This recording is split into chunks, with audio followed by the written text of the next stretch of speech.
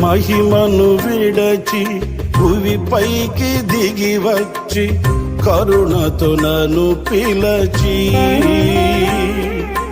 సత్యమును బోధించి చీకటిని తొలగించి వెలుగుతో నింపితివి.